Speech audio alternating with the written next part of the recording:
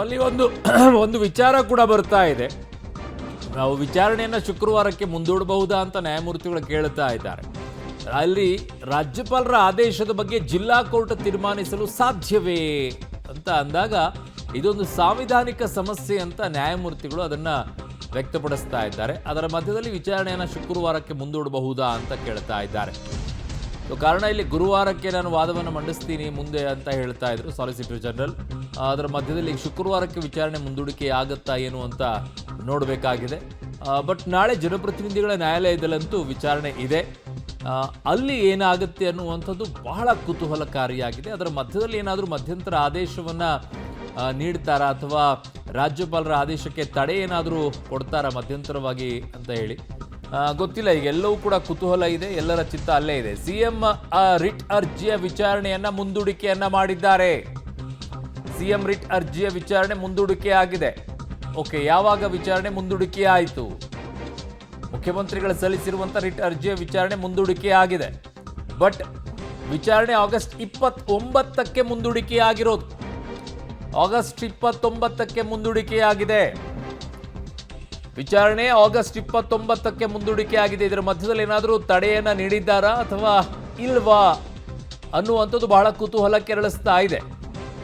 ಈಗ ಸದ್ಯಕ್ಕೆ ಮುಖ್ಯಮಂತ್ರಿಗಳು ಸಲ್ಲಿಸಿರುವಂತಹ ರಿಟ್ ಅರ್ಜಿಯ ವಿಚಾರಣೆ ಆಗಸ್ಟ್ 29ಕ್ಕೆ ಮುಂದೂಡಿಕೆಯಾಗಿದೆ. ಆಗಸ್ಟ್ 29ರ ಮಧ್ಯಾಹ್ನ 2:30ಕ್ಕೆ ವಿಚಾರಣೆಯನ್ನ ಮುಂದೂಡಿಕೆಯನ್ನ ಮಾಡಲಾಗಿದೆ. ಮುಖ್ಯಮಂತ್ರಿಗಳ ಅರ್ಜಿಯ ವಿಚಾರಣೆ ಈಗ ಆಗಸ್ಟ್ 29ಕ್ಕೆ ಮುಂದೂಡಿಕೆಯಾಗಿದೆ. ಬಟ್ ಈಗ ರಾಜ್ಯಪಾಲರು ಕೊಟ್ಟಿರುವಂತಹ ಆದೇಶಕ್ಕೆ ತಡೆಯನ್ನ ಏನಾದರೂ ನೀಡಿದ್ದಾರಾ ಅಥವಾ ಇಲ್ಲವಾ, ಏನಾಗುತ್ತೆ ಅನ್ನುವಂಥ ಕುತೂಹಲ ಎಲ್ಲರಲ್ಲೂ ಕೂಡ ಇದೆ. ಆಗಸ್ಟ್ 29 ಅಂತಂದ್ರೆ ಗುರುವಾರ ವಿಚಾರಣೆಗೆ ಮುಂದೂಡಿಕೆ ಆಗಿದೆ. ಮಧ್ಯಾಹ್ನ 2:30ಕ್ಕೆ ವಿಚಾರಣೆ ಆರಂಭವಾಗುತ್ತೆ. ಮಧ್ಯಂತರ ಆದೇಶವನ್ನ ನೀಡುತ್ತಾ ಇದ್ದಾರೆ ನ್ಯಾಯಮೂರ್ತಿಗಳು. ಮಧ್ಯಂತರ ಆದೇಶವನ್ನ ನೀಡುತ್ತಾ ಇದ್ದಾರೆ ಈಗ. ಸೊ ಮಧ್ಯಂತರ ಆದೇಶ ಏನು ಅನ್ನುವಂಥದ್ದನ್ನ ಬಹಳ ಕುತೂಹಲ ಇದೆ. ಸೊ ಅಲ್ಲಿಯವರೆಗೂ ಕೂಡ ತಡೆಯನ್ನ ನೀಡ್ತಾರಾ? ನಾಳೆ ಜನಪ್ರತಿನಿಧಿಗಳ ನ್ಯಾಯಾಲಯದಲ್ಲಿ ವಿಚಾರಣೆ ಕೂಡ ಇದೆ. ಮಧ್ಯಂತರ ಆದೇಶವನ್ನ ನೀಡುತ್ತಾ ಇದ್ದಾರೆ ನ್ಯಾಯಮೂರ್ತಿಗಳು. ಸಿಎಂ ರಿಟ್ ಅರ್ಜಿಯ ವಿಚಾರಣೆಯನ್ನ ಆಗಸ್ಟ್ 29ಕ್ಕೆ ಮುಂದೂಡಿಕೆಯನ್ನ ಮಾಡಿದ್ದಾರೆ. ರಾಜ್ಯಪಾಲರ ಆದೇಶವನ್ನ ಸಿಎಂ ಪ್ರಶ್ನಿಸಿದ್ದಾರೆ. ಗುರುವಾರ ಮಧ್ಯಾಹ್ನ 2:30ಕ್ಕೆ ವಿಚಾರಣೆ ಮುಂದೂಡಿಕೆ ಆಗಿದೆ. ಅದರ ಜೊತೆಗೆ ಮಧ್ಯಂತರ ಆದೇಶವನ್ನ ಕೂಡ ಈಗ ನೀಡುತ್ತಾ ಇದ್ದಾರೆ ನ್ಯಾಯಮೂರ್ತಿಗಳು. ಮಧ್ಯಂತರ ಆದೇಶ ಏನಿರುತ್ತೆ ಅನ್ನುವಂಥದ್ದೇ ಕುತೂಹಲ ಇದೆ ಈಗ. ಮಧ್ಯಂತರ ಆದೇಶ ಏನು ಅನ್ನೋದು, ರಾಜ್ಯಪಾಲರ ಆದೇಶವನ್ನ ಮುಖ್ಯಮಂತ್ರಿಗಳು ಪ್ರಶ್ನಿಸಿದ್ದಾರೆ.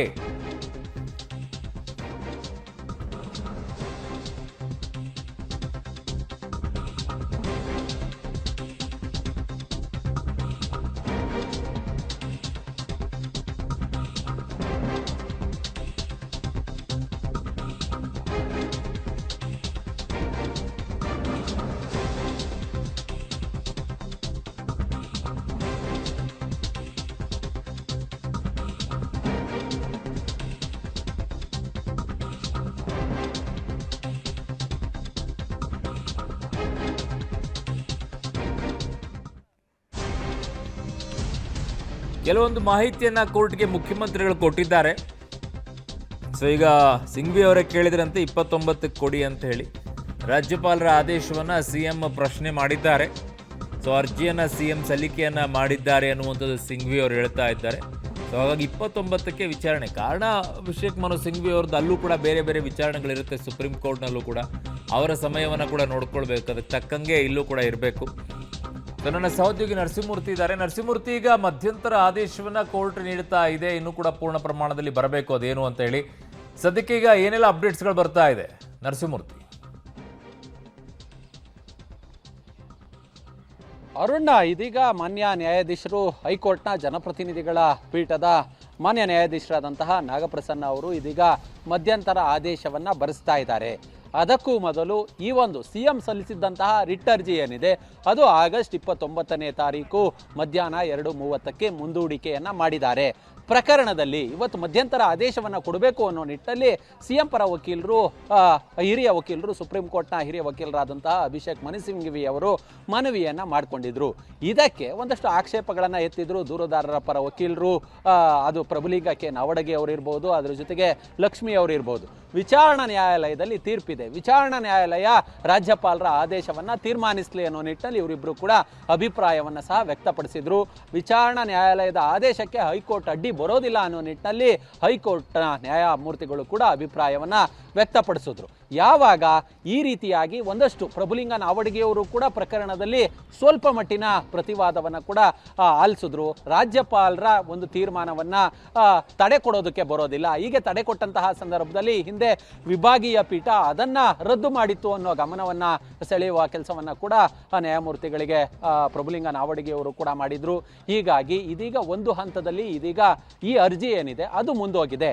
ಆದರೆ ಪ್ರಕರಣದಲ್ಲಿ ನಾಳೆ ಸಿಟಿ ಸಿವಿಲ್ ಕೋರ್ಟ್ನ 82ನೇ ಜನಪ್ರತಿನಿಧಿಗಳ ವಿಶೇಷ ನ್ಯಾಯಾಲಯದಲ್ಲಿ ಇದೀಗ ಆದೇಶ ಇದೆ. ಅಂದ್ರೆ ಈ ಪ್ರಕರಣದಲ್ಲಿ ಆದೇಶ ಅಂದ್ರೆ ಈಗಾಗಲೇ ರಾಜ್ಯಪಾಲರು ಪ್ರಾಸಿಕ್ಯೂಷನ್ಗೆ ಅನುಮತಿಯನ್ನ ಕೊಟ್ಟಿದ್ದಾರೆ. ಹೀಗಾಗಿ ಕೆಳಹಂತದ ನ್ಯಾಯಾಲಯ ಮುಂದುವರಿಬಹುದಾ ಅಥವಾ ಅದಕ್ಕೆ ತಡೆಯನ್ನ ಕೊಡುತ್ತಾ?